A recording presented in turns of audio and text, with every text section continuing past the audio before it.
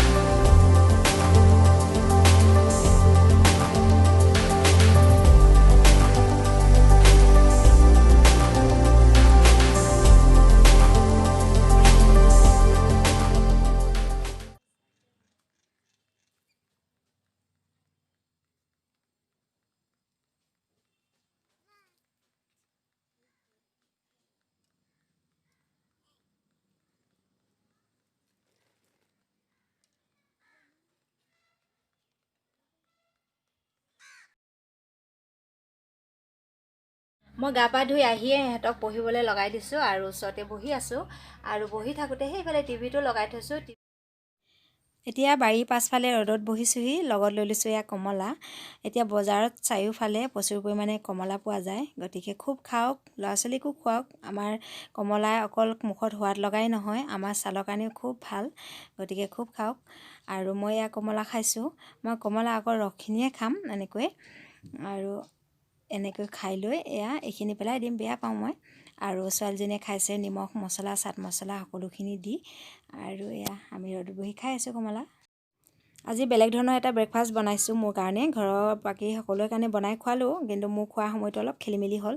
কাম বন কৰোঁতে অলপ দেৰি হৈ গ'লগৈ, সেইকাৰণে ভাত ৰুটি একো নাখাওঁ, আৰু সদায়নো কিমাননো ভাত ৰুটি খাম। আজি মই এই লাইখিনিকে বইল কৰি খাম। মই চিম্পুলকৈ বনাম, অকল আদা নহৰু দিম আৰু নিমখ। এয়াই ঘৰৰ লাই শাক এনেকৈ বইল কৰি খাবলৈ খুব ভাল পাওঁ মই, সেইকাৰণে খাওঁ। আৰু আজি মই সময়টো খেলি মেলি হ'ল, দুপৰীয়া ভাতেই খাব হ'ব এতিয়া, সেইকাৰণে মই এইখিনিকে খাই লওঁ বনাই, আৰু সোনকালেও হয়, লাই বেছি দেৰি নালাগে সিজাবলৈ। এয়া আদা নহৰু দিলোঁ, দি অকণমান দেৰি কাৰণে এতিয়া এইখিনি ঢাকন মাৰি দিম অলপ দেৰি সিজাৰ পাছত। আৰু এয়া তাৰপাছতে মাজতে মই বিলাহী এটাও দিছিলোঁ বাৰু, সেইখিনি দেখুওৱা নহ'ল। আৰু এয়া হৈয়ে গ'ল। এতিয়া মই ইয়াতে কুটি লোৱা ধনিয়াখিনিও পাত কেইটামান দি দিছোঁ, আৰু এয়া মোৰ হৈয়ে গ'ল আজি খাবলগীয়া মোৰ ব্ৰেকফাষ্টটো। এয়া মোৰ ৰেডি হৈ গ'ল ব্ৰেকফাষ্ট, আৰু মই এতিয়া এইখিনি গৰমে গৰমে খাই লওঁ। লগত লৈছোঁ এয়া আলু পিটিকা। নিজৰ পচন্দত খাবা, আনৰ পচন্দত পিন্ধিবা। আমাৰ খুৰা এজনে আগতে খুব ধেমালীয়াকৈ কৈছিলে কথাষাৰ, সঁচাকৈ হয়। মোৰ পেটত কি হজম হয়, কি মানে পেটে মই জানো, গতিকে মই খাব পৰা বস্তুহে মই খাবলৈ, আনক দেখি কেতিয়াও খাব নালাগে। দুপৰীয়া ভাত পানী বনাবলৈ হ'লগৈ। এতিয়া মই বাৰীলৈ আহিছোঁ, শাক তুলিবলৈ আহিছোঁ। আজি মই পালেং শাক তুলিম।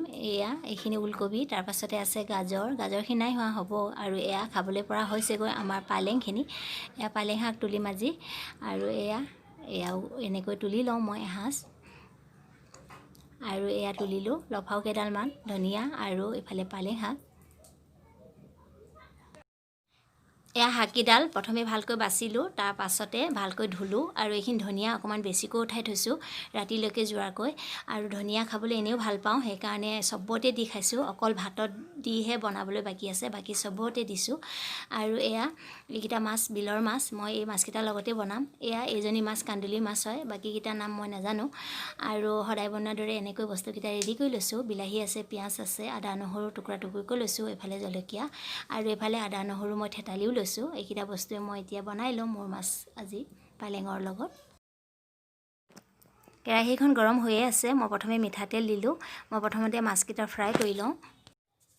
মাছৰ আঞ্জা মই কেনেকৈ বনাইছোঁ সেইটো মই ৰেচিপি হিচাপে শ্বেয়াৰ নাই কৰা, মই বনাইছোঁ কাৰণে দেখুৱাই দিছোঁ।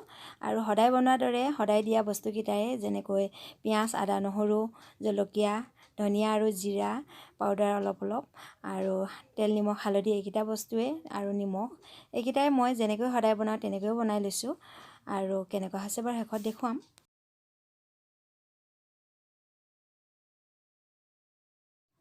শাকৰ পৰা বহু বেছি পানী ওলায় আৰু এয়া শাকখিনিৰ পৰা ওলালে মই পানী নিদিয়াকৈ ইমানখিনি পানী ইয়াত ওলাইছে। এতিয়া শাকখিনিও সিজিলে প্ৰায়।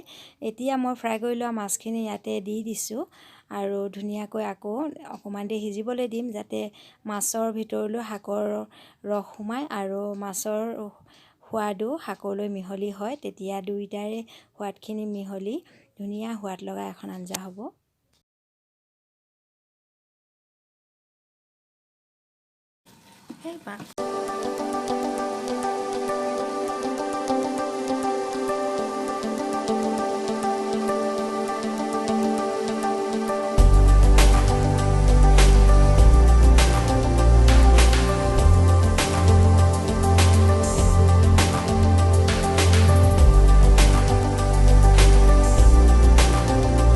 এইকেইটা ফ্ৰিজত ভৰোৱাৰ আগতে ধুই অকণমান পানীখিনি শুকুৱালৈ ৰ'দত দিছোঁ।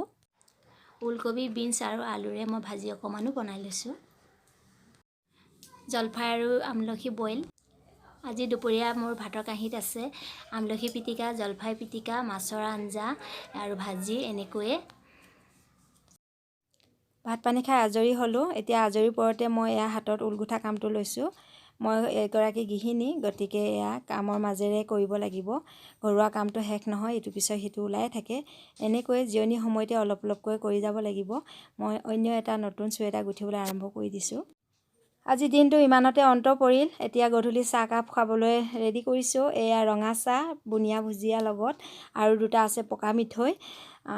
আৰু আজি ব্লগো মই ইমানতে সামৰণি মাৰিছোঁ। এতিয়া চাহ তাহ খাই ল'ৰা ছোৱালীকেইটা অকণমান দেৰি পঢ়ুৱাম, আকৌ ভাত পানী বনাওঁ, খাওঁ, শুওঁ। বাৰু বাই বাই।